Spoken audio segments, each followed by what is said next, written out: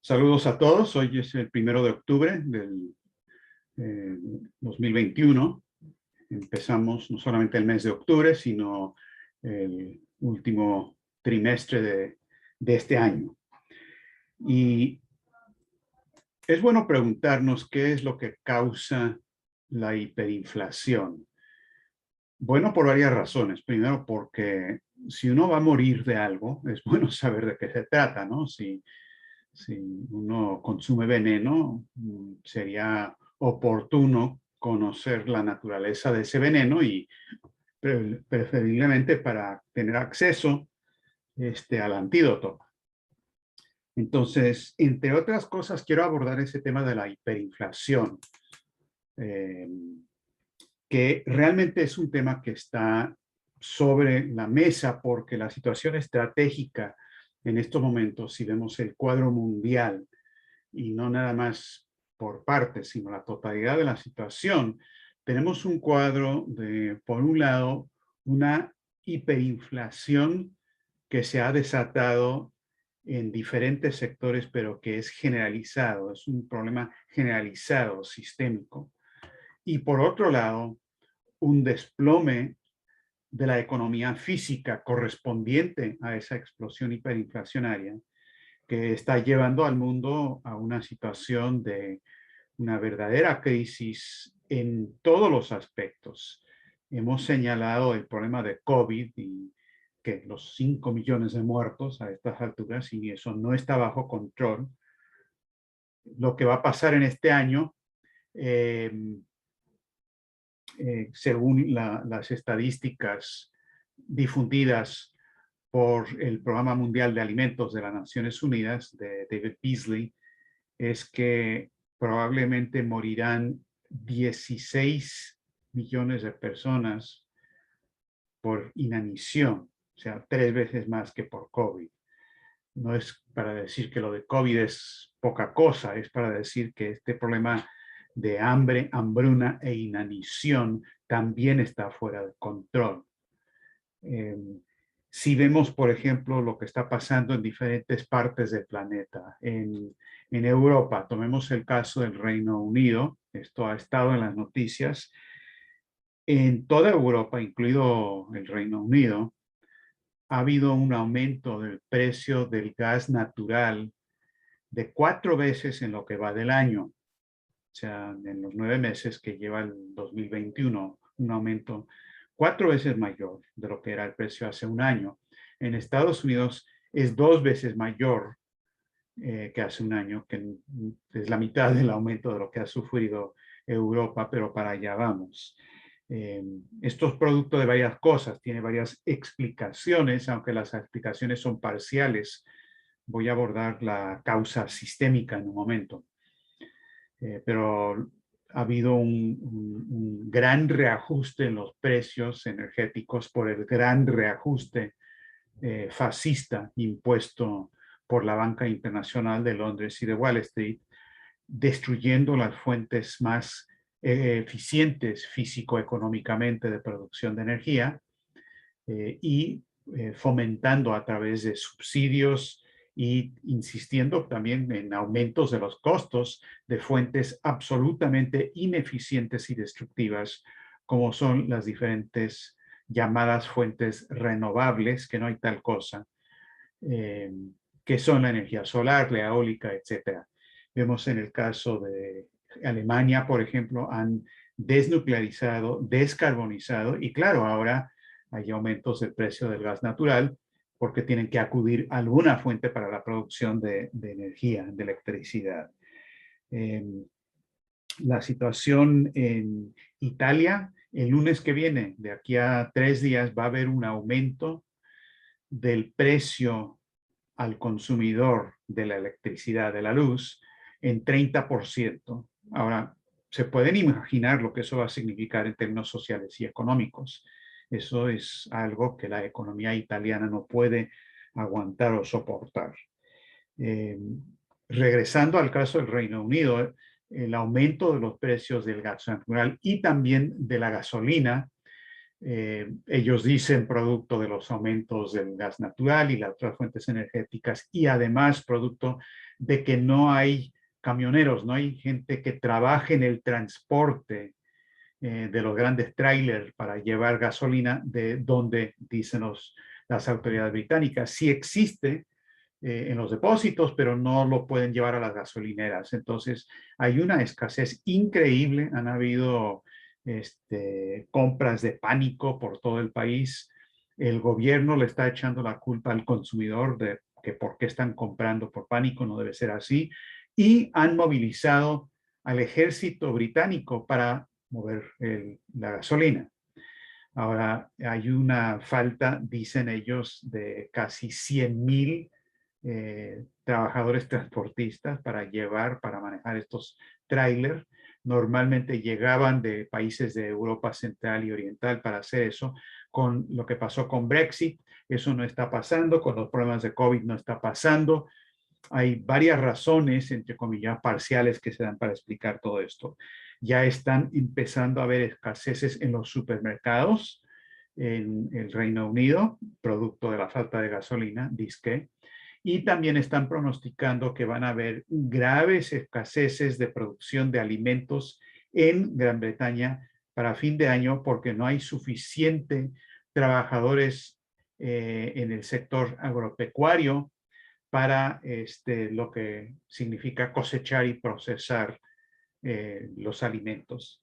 Entonces, el Reino Unido está entrando a un callejón sin salida que va a provocar realmente explosiones y también un desplome económico grave. Pero es nada más parte del problema, parte de la situación.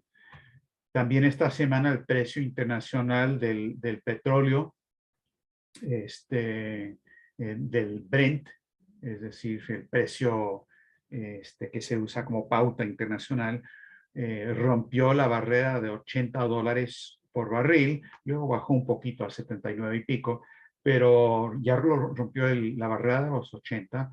Es un aumento en 3 años, es el punto más alto en 3 años. Y ya están pronosticando expertos como HSBC que fácil para fin de año va a llegar a $90 y va a subir más todavía, también producto de toda esta política loca de usar el cambio climático como una excusa, como un justificativo de los recortes en la economía física que el establishment internacional quiere producir. Ahora, un grupo de 4 asociaciones, gremios internacionales del transporte, de los diferentes sectores, aéreo, terrestre, marítimo, etcétera, escribieron una carta abierta, dramática, a los jefes de Estado reunidos en la ONU, diciéndoles que las condiciones que viven los trabajadores en estos sectores son infrahumanos. Por ejemplo, llegan los marineros y llegan a un puerto y no pueden, por el COVID, bajarse de los barcos y están en alta mar por 18 meses, 2 años. Es una cosa imposible. Representan 65 millones de trabajadores a nivel mundial y ellos anuncian en su carta abierta que estamos al borde de un desplome sistémico de todo el sistema del transporte a nivel internacional. Luego tenemos la situación específica en Estados Unidos, donde en los 2 puertos más importantes del Pacífico, Long Beach y Los Ángeles, eso está saturado en base a la capacidad que tienen ahí, que se ve reducido por falta de infraestructura, por falta de mano de obra. Hay esperas y demoras de meses enteros. Los barcos se quedan ahí sin poder moverse, sin poder descargar. Cuando descargan, luego otra demora porque no tienen cómo transportar eso. Lo tienen que poner a camiones, camiones de carga, tráiler y demás. Porque aquí en Estados Unidos ya no tenemos ferrocarriles, ¿eh? Sí, tenemos uno que otro, algunos trenes turísticos aquí como el Tren Maya, ¿no? Pero el equivalente de eso. Pero tren para transporte de carga, olvídense. De ninguna manera. Existe la cosa más ineficiente imaginable desde el punto de vista físico-económico, que es transportar todo por carretera por estos grandes trailers. Es una locura total por falta de inversión en el sector. Entonces pasa eso. Ya se está hablando de que van a haber grandes escaseces en Estados Unidos de aquí a Navidad. La gente está comprando más, claro, a todo a crédito. Hay más presión sobre China en particular, que produce buena parte de lo que se compra internacionalmente, y están hablando de que van a haber escaseces muy graves. El sector de bienes raíces en Estados Unidos está al borde también de una explosión hiperinflacionaria. Bueno, ya está ocurriendo. En el mes pasado de julio, porque son los últimos datos que tenemos, el precio promedio de la venta de casas en Estados Unidos aumentó en 19.7% comparado con el mismo mes hace un año. Es el aumento más grande que se ha visto en 30 años en Estados Unidos. Van 14 meses seguidos que ha aumentado el precio de las casas, eso a la venta. Y las rentas están aumentando más que los precios de venta. Entonces eso está que, bueno, van a haber explosiones, va a haber cosas muy parecidas a lo que ocurrió hace en el 2008 con una explosión de ese sector. Luego tenemos la situación de China, que varios de ustedes ya estaban preguntando sobre eso. En China hay problemas especialmente en el nordeste del país, donde los precios del carbón han aumentado muy significativamente y hay escasez de carbón y otras fuentes energéticas, producto de varias cosas. Primero, China no vive en otro sistema solar. China vive en este planeta. Es cierto que el sistema económico es un sistema hamiltoniano, es muy diferente, pero los precios internacionales, ellos también viven en un mercado internacional de las exportaciones, las importaciones, y por un lado, también viven en ese contexto de esta explosión hiperinflacionaria mundial.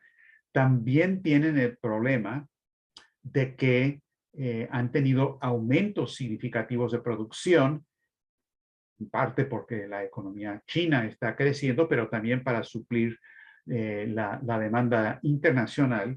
Entonces, eso está ocurriendo también a la vez.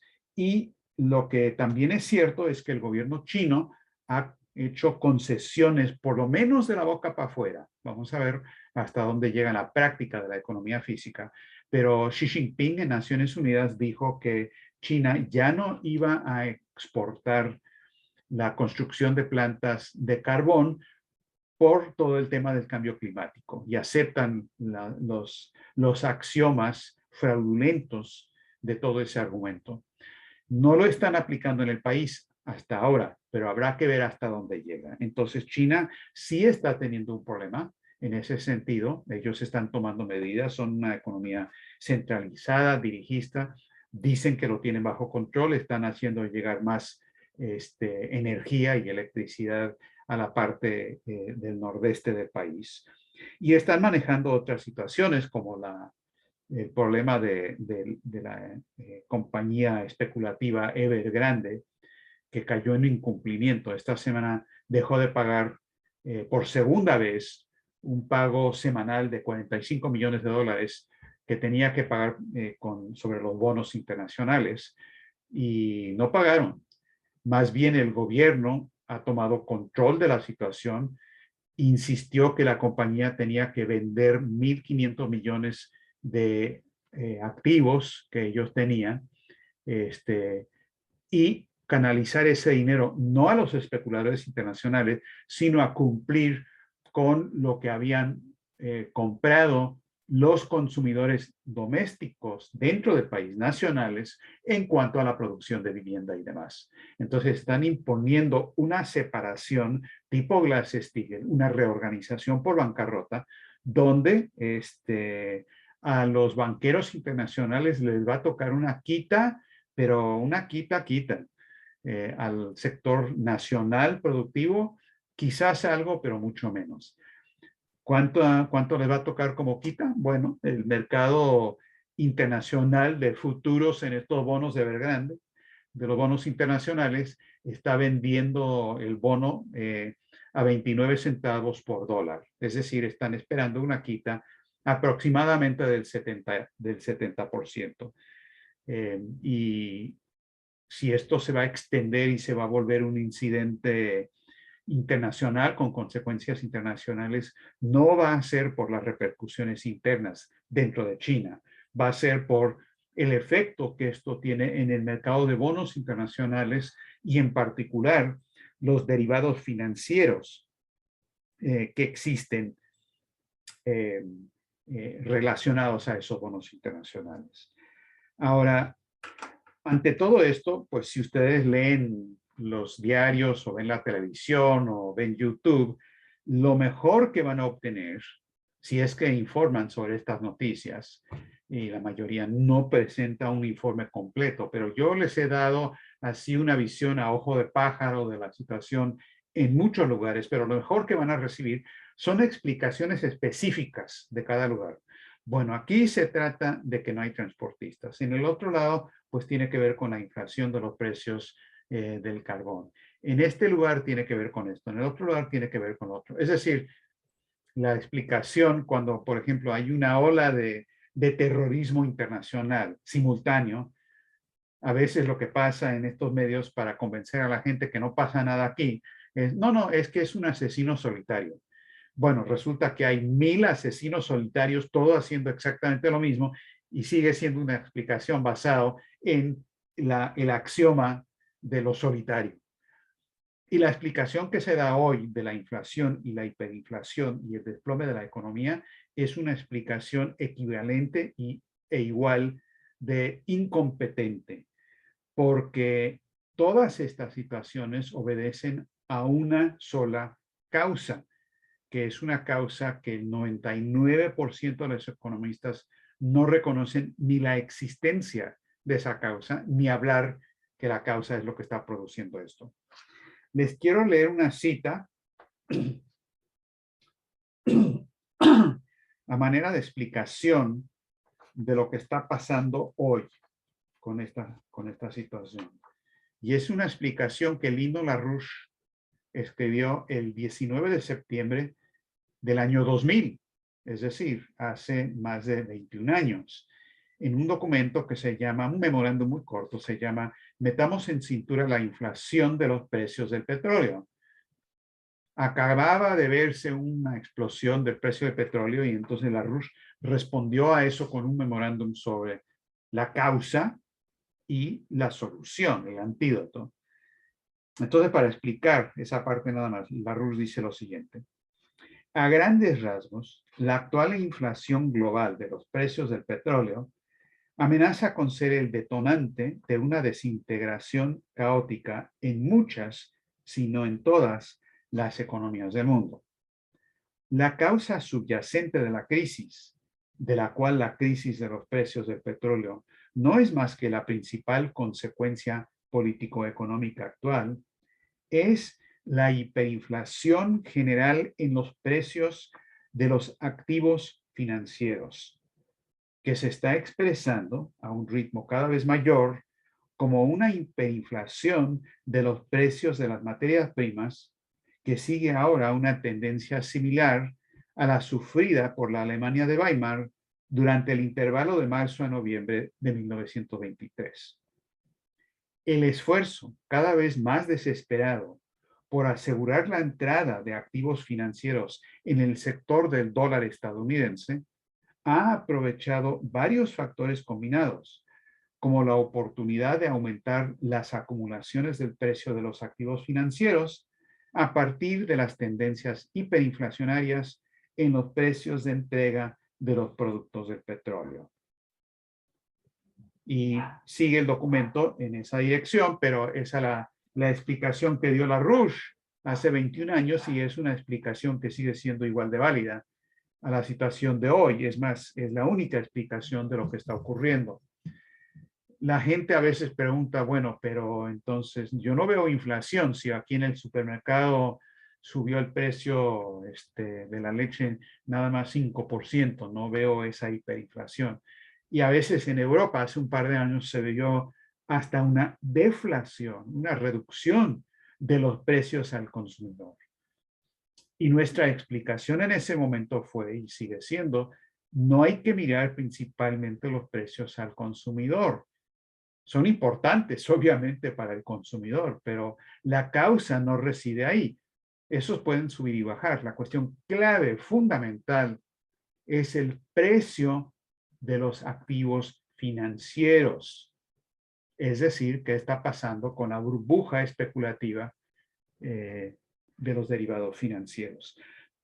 Y eso, como dice Larouche aquí, es la causa real de la inflación. Les quiero recordar, y voy a presentarles aquí, si me funciona compartir pantalla, la famosa gráfica que ustedes conocen, o muchos de ustedes conocen, que es la gráfica de la triple curva de Larouche, o de la función típica de desplome. Esto es una representación pedagógica, pero la situación real es así o peor, donde está aumentando el ritmo de aumento, porque lo que está en el eje vertical son aumentos, son cambios, no números, no valores absolutos. Están aumentando los agregados financieros, los agregados monetarios, mientras la producción físico-económica se desploma. Y esto es lo que produce una situación que tarde o temprano se traduce en lo que son los precios al consumidor y todo el sector de la economía en general. Compárese esto con lo que esta explicación con lo que se lee en cualquier libro de texto de economía, o a falta de un libro de texto pueden buscar en el internet y pueden, por ejemplo, ir a la página de Investopedia, redactado esto por una periodista, ni es economista, Mary Hall, y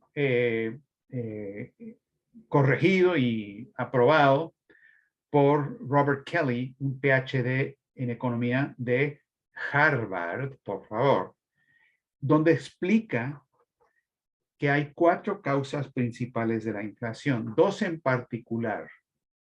Uno que es la inflación por costos, y luego la otra por el aumento de la demanda agregada. Entonces, dice, se los quiero leer porque esto es risible. Dice, entre las causas principales de la inflación están, número 1, la inflación por costos, o la caída de la oferta agregada de bienes y servicios como resultado de un aumento en los costos de producción. Número 2, la inflación por demanda, o el aumento de la demanda agregada que se categoriza en las 4 partes de la macroeconomía: los hogares, las empresas, los gobiernos y compradores extranjeros.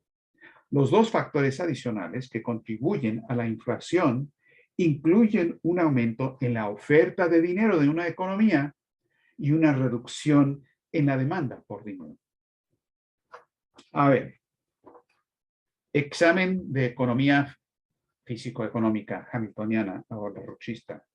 En lo que les acabo de leer, ¿cuántas referencias tiene o cuántas veces se refiere a la parte físico-económica de la economía en relación con la parte monetaria? Si dicen que la respuesta es 0, quedan aprobados. No lo menciona, no lo considera, no existe la parte físico-económica real.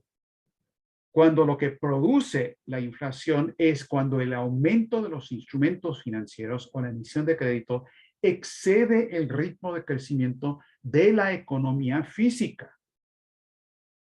Por lo tanto, siempre argumentan de que la emisión de crédito es inflacionario. No, señor. La emisión de crédito es inflacionario. Ese crédito es inflacionario única y exclusivamente si va canalizado a actividades que no aumentan o si reducen la producción físico-económica. Pero si uno emite crédito, como lo hace Hamilton o como lo hace China, y canaliza ese crédito a actividades, especialmente en el sector científico y tecnológico, que aumentan el ritmo de crecimiento de la economía física, esa emisión de crédito es antiinflacionaria. Entonces, cualquier definición de la inflación o la hiperinflación que ni hace referencia a la parte físico-económica es incompetente desde la primera frase. Y con eso eliminamos totalmente el 99% de los economistas mundiales. Yo diría probablemente el 100% de los de Harvard y 120% de los de Chicago. Entonces, no se preocupen, no tienen que tomar ni un solo curso, no paguen un solo dólar. Eso es fraude al consumidor cuando dicen que uno paga por estudiar esta economía. Es un fraude absoluto y total. Y por supuesto no explica y por lo tanto no puede corregir lo que está pasando en este momento a nivel de esta explosión hiperinflacionaria combinada con la cuestión del desplome físico-económico. Ahora, quería mencionar esto y detenerme un momento en estos detalles porque creo que es fundamental para poder entender los procesos estratégicos que están ocurriendo en varias áreas. Afortunadamente, ante esta situación, existe una alternativa y los chinos, con la franja y la ruta, y ahora con la nueva iniciativa de desarrollo global que Xi Jinping presentó en Naciones Unidas y que luego Wang Yi, el canciller, ha estado difundiendo, y que Lavrov, el canciller ruso, dice que los rusos tienen mucho interés en esa iniciativa. Y los chinos dicen que esa nueva iniciativa de desarrollo global está muy conectado a la franja y la ruta. Esa es una alternativa. No sabemos todavía exactamente cómo va a funcionar eso. No lo han definido detalladamente los chinos, pero claramente va en la dirección necesaria y esa alternativa está en juego en contra de este colapso, este desplome del sistema del transatlántico. Está en juego en la situación de Afganistán, está en juego en la situación de Haití, en toda la situación mundial que les he descrito. Pero esos dos puntos, Afganistán y Haití, los menciono porque son puntos donde pensamos nosotros, y Helga Seppler-Rusch ha insistido, son puntos de intervención donde con nuestros pequeños recursos materiales que tenemos y grandes recursos intelectuales que poseemos gracias a la labor de Lyndon LaRouche, esa pequeña intervención puede producir el máximo de impacto estratégico. Y seguimos con eso exactamente, con lo de Afganistán y ahora también con este nuevo programa que hemos publicado sobre Haití, que les refería a algunos de ustedes antes de iniciar esta discusión. Lo que vemos expresado en el caso de Haití, para resumir rápidamente, es una cuestión realmente todavía más profunda que la economía física, y es el estado de moralidad o inmoralidad de una sociedad que puede tolerar lo que estamos viendo en Haití, o lo que estamos viendo en Afganistán, o lo que estamos viendo en nuestro propio barrio, con lo que la gente sufre.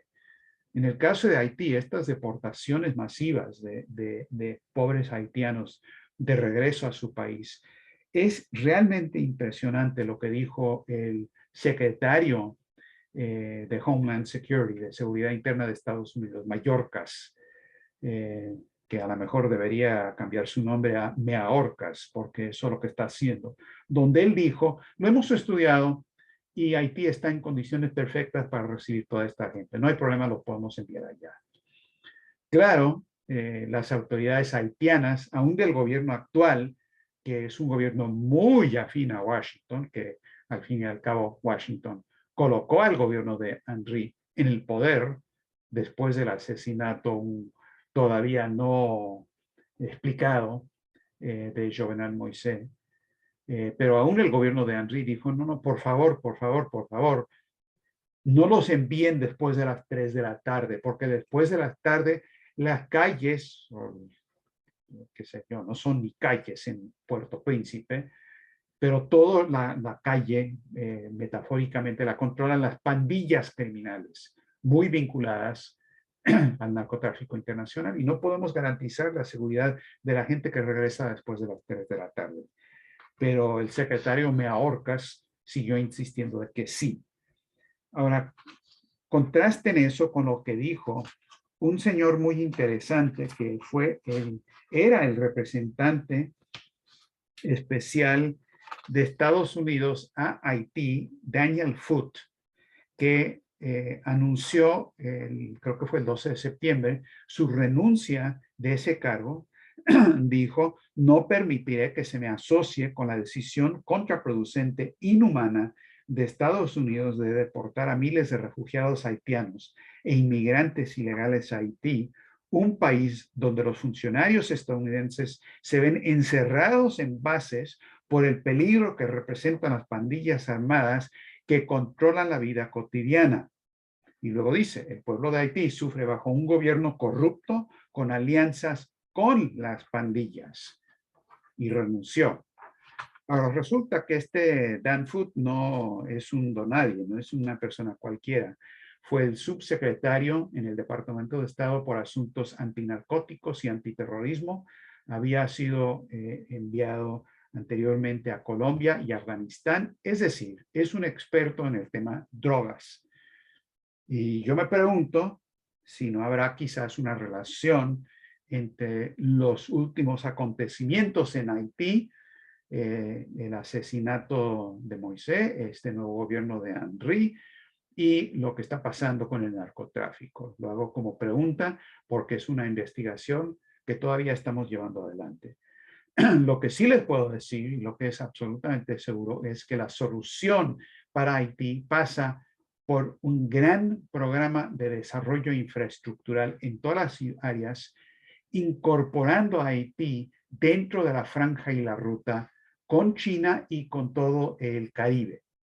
Les quiero mostrar para terminar un mapa que hemos desarrollado sobre la franja y la ruta en la cuenca del Caribe, donde, entre otras cosas, estamos proponiendo que se construya en Haití. Disculpen que el punto rojo está mal ubicado en República Dominicana. Les aseguro que es un error de dedo y de la gráfica. No es una propuesta, pero esto es Fuerte Libertad. Es un posible gran puerto de gran calado en el norte de Haití que podría funcionar igual que Ponce y Mariel para el transborde de carga de toda la franja y la ruta marítima en particular, con nuestro programa de desarrollo de la región. Haití tiene dos grandes problemas. Uno se llama el narcotráfico y el otro se llama la relación con Taiwán, porque Haití es uno de los pocos países, como pueden ver ahí, que mantienen relaciones con Taiwán. Y como China es un factor absolutamente necesario, necesariamente para el desarrollo infraestructural de Haití, van a tener que entrar a la era moderna y establecer relaciones diplomáticas con China, y dada la política de una sola China, pues Taiwán simplemente pasa a un tercer nivel de relación que no es diplomático. Lo mismo que ya hizo El Salvador, Panamá, Costa Rica y otros países. Pero este binomio de temas estratégicos para Haití, China y drogas, algunos de ustedes reconocerán como lo que nosotros identificamos también como los temas centrales que enfrentan todos los países de la región, por ejemplo, en el caso de México, para definir en qué dirección se va a mover el continente.